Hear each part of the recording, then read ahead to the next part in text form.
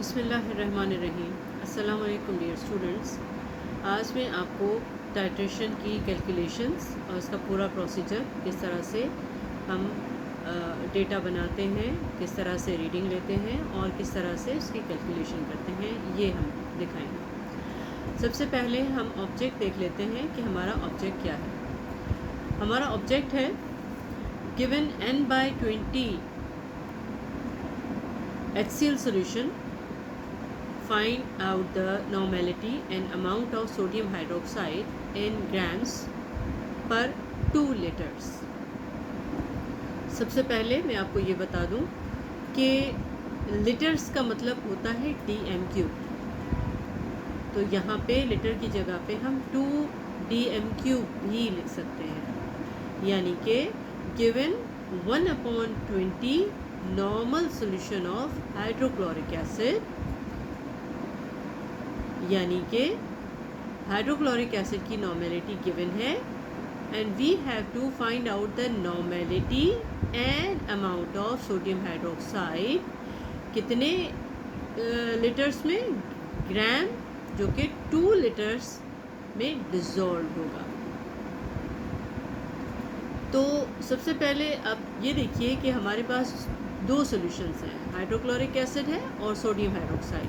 Hydrochloric acid strong acid है और sodium hydroxide strong base है।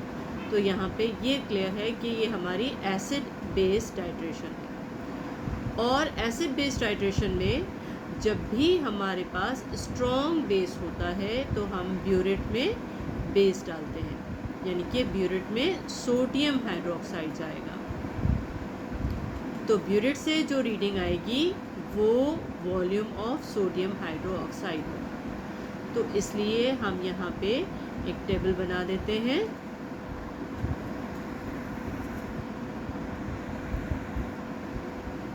और इसमें हम रीडिंग्स लेते हैं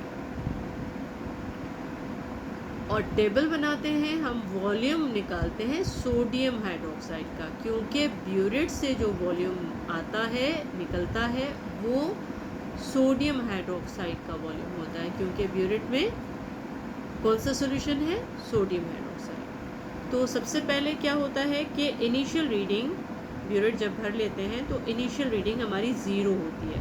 सपोज कर लेते हैं कि हमारी फाइनल रीडिंग जो पिंक कलर आया वो 9 सेंटीमीटर क्यूब पे आया। हम इस तरह से टेबल बनाते हैं, इनिशियल रीडिंग सेंटीमीटर क्यूब यहाँ पे लिख लेते हैं, फाइनल रीडिंग सेंटीमीटर क्यूब हम यहाँ पे लिख लेते हैं। डिफरेंस क्या होता है, फाइनल माइनस इनिशियल, और यहाँ पे कंकॉर्डेंट रीडिंग आ जाती है, यानी दो रीडिंग्स हमारी अगर सेम आ जाती हैं तो हम उसको कंकॉर्डेंट रीडिंग अज्यूम करते हैं। तो यहाँ पे इनिशियल रीडिंग हमारी 0.09 और हमारा जो पिंक कलर आया रीडिंग के बाद वो लेट्स सपोज 9 आया।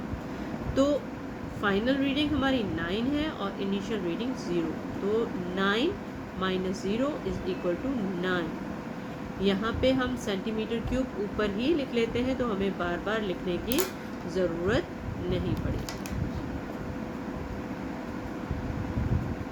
उसके बाद जब हमने दूसरी रीडिंग ली तो 9 हमारी इनिशियल रीडिंग होगी, यानी यहाँ पे जो फाइनल थी वो यहाँ पे 9 इनिशियल होगी। और जब हमने टाइट्रेशन परफॉर्म कर ली और हमारा पिंक कलर आया, लेट्स सपोज वो 18 पे आया, तो 18 फाइनल रीडिंग है, उसमें से इनिशियल रीडिंग जो कि 9 है वो हमने माइनस कर दिया, तो हमारे पास डिफरेंस 9 सेंटीमीटर क्यूब आया। इसका यूनिट हमने ऊपर लिख दिया है, इसलिए इसको बार बार लिखने की ज़रूरत नहीं है। तो यहाँ पे 9 दोनों में अगर हमारा सेम डिफरेंस आ जाता है, अगर नहीं आता तो हम थर्ड रीडिंग लेंगे, लेकिन यहाँ पे अगर दो रीडिंग्स हमारी सेम आ गई तो उसको हम कंकॉर्डेंट रीडिंग कंसीडर करेंगे, जो कि वॉल्यूम ऑफ सोडियम हाइड्रोक्साइड होगा।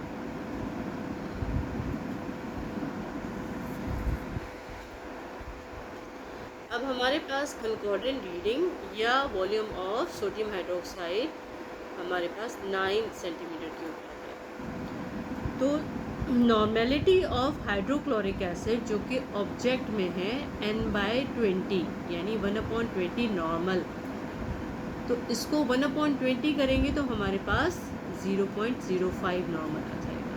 इसको आप कैलकुलेट करके देखिए, 1/20 is equal to 0.05 normal. Normality of hydrochloric acid is 0.05 normal.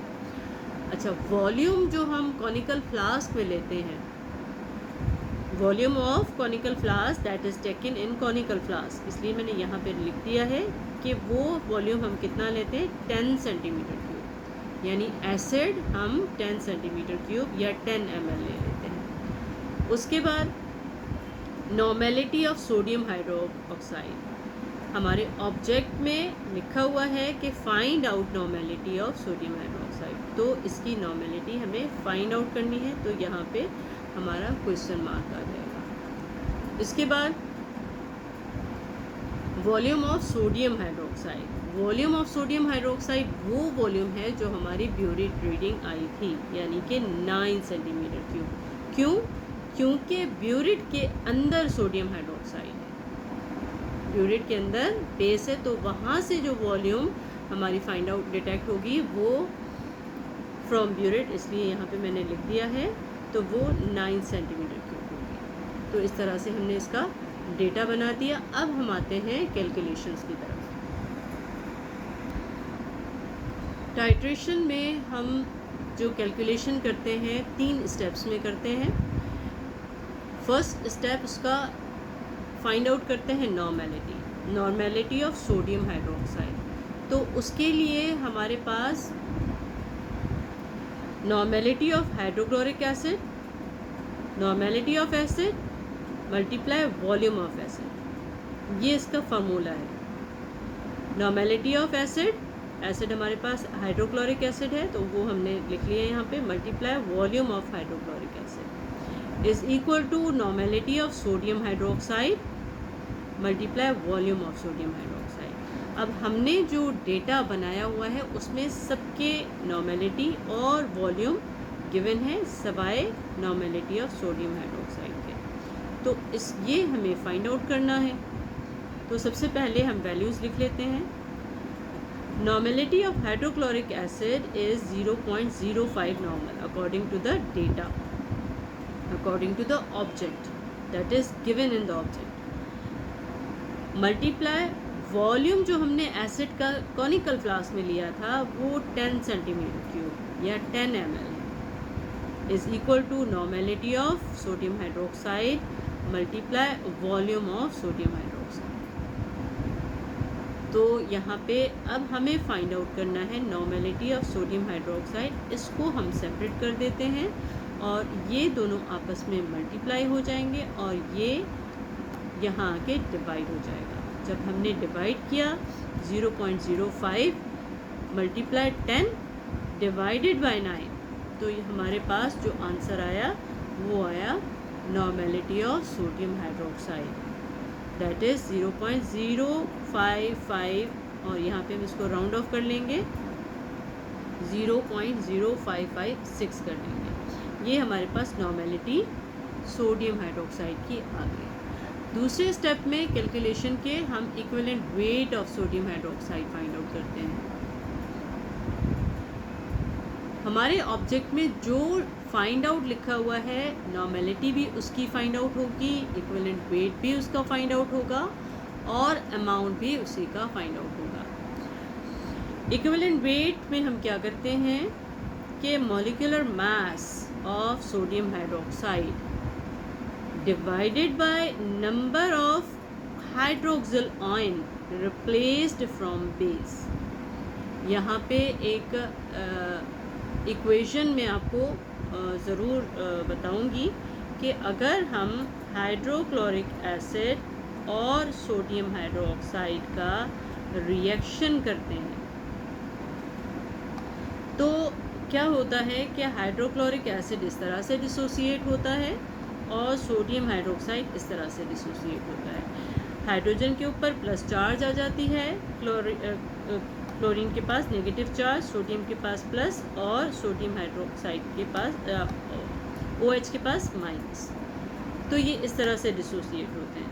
इसका प्लस इसके माइनस के साथ चला जाता है HNOH, ये मिलके क्या बनाते हैं वाटर H2O, और इसका नेगेटिव और इसका पॉजिटिव ये मिलके बनाते हैं सॉल्ट, जो कि हमारे पास सोडियम क्लोराइड बन गया। तो यहाँ पे आप ये देखिए कि सोडियम हाइड्रोक्साइड में कितने OH आयन इसमें से निकल रहे हैं, बेस में से कितने OH आयन निकल रहे हैं, एक निकल रहा है, तो इसलिए यहाँ पे वो नंबर आ जाता है, number of OH ion replaced from base, और ये इसकी एसिडिटी कहलाती है, acidity of base.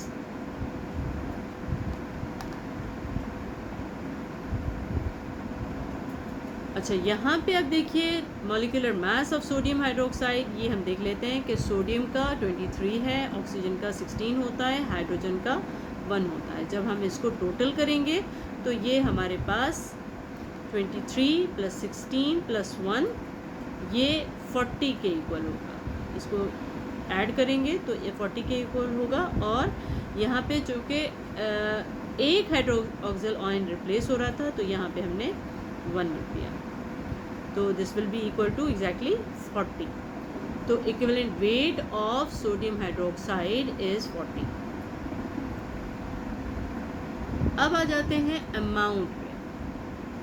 Third part of this equation is amount of sodium hydroxide, और अमाउंट ऑफ सोडियम हाइड्रोक्साइड में हम क्या लिखते हैं कि नॉर्मेलिटी, उसका इक्विवेलेंट वेट जो हम फाइंड आउट कर रहे हैं, और क्योंकि हम सोडियम हाइड्रोक्साइड फाइंड आउट कर रहे हैं तो उसकी नॉर्मेलिटी, सोडियम हाइड्रोक्साइड का इक्विवेलेंट वेट, और वॉल्यूम जिसमें ये अमाउंट जो हम फाइंड आउट कर रहे हैं वो डिसॉल्व्ड है, in which amount is dissolved, and that is given in the object. Object में सबसे एंड में जो वॉल्यूम गिवन होता है उस वॉल्यूम से हम मल्टीप्लाई करते हैं। Normality of sodium hydroxide multiply equivalent weight of sodium hydroxide and volume of in which that amount is dissolved। यहाँ पे नॉर्मेलिटी हम लिख लेते हैं 0.0556, जो कि हमने फाइंड आउट की है ऊपर। इक्विवेलेंट वेट सोडियम हाइड्रोक्साइड का 40 है, और 2 लीटर्स में ये अमाउंट डिसॉल्व है, तो हम यहाँ पे 2 लिखेंगे, जो कि 2 dm³ के इक्वल होता है। और डिवाइड करते हैं हम 1000 से उस सूरत में जब वॉल्यूम, ये वाला वॉल्यूम सेंटीमीटर क्यूब में होता है, लेकिन जब वो लीटर में हो जाता है, ये डेसीमीटर क्यूब में होता है, तो वो डिवाइडेड बाय 1000, वो 1001 के इक्वल हो जाता है, क्योंकि 1000 centimetre cube is equal to 1000 centimetre cube is equal to 1 dm³। तो इसलिए हम यहाँ पे मल्टीप्लाई करते हैं और डिवाइड करते हैं 1 से। 1 लिखें ना लिखें उससे फ़र्क नहीं पड़ता, तो इसलिए हम सिर्फ इसको in case of decimetre cube हम सिर्फ मल्टीप्लाई करते हैं, 1000 से डिवाइड नहीं करते। तो जब हम इसको मल्टीप्लाई करेंगे 0.0556 मल्टीप्लाई 40 मल्टीप्लाई 2, तो ये हमारे पास 4.4 ग्राम्स पर 2 लीटर आ जाएगा, या इसको 4.4 ग्राम्स पर 2 dm³ भी लिख सकते हैं। तो इस तरह से हमारा जो ऑब्जेक्ट था, जो फाइंड आउट करना था, normality of sodium hydroxide and normality of amount of sodium hydroxide, वो हमने दोनों इस तरह से निकाल लिया। ये हमारे पास अमाउंट आ गया, that is dissolved in 2 decimetre cube या 2 लीटर्स। इसके बाद आप रिज़ल्ट लिख के और इसको फिनिश कर देंगे। यहाँ पे हमने वॉल्यूम जो रीडिंग हमने अज्यूम की है वो अपनी मर्ज़ी से 9 की है, यानी volume of sodium hydroxide is 9, आपकी रीडिंग डिफरेंट हो सकती है, आप वो रीडिंग डाल के और ये एक्सपेरिमेंट उस रीडिंग के साथ एग्जैक्टली इन्हीं कैलकुलेशंस के साथ परफॉर्म कर सकते हो। Thank you so much. Hopefully आप सबको बहुत अच्छे तरीके से समझ में आ गया होगा। Still you have any question you can ask in the comments. Thank you so much. अल्लाह हाफिज़।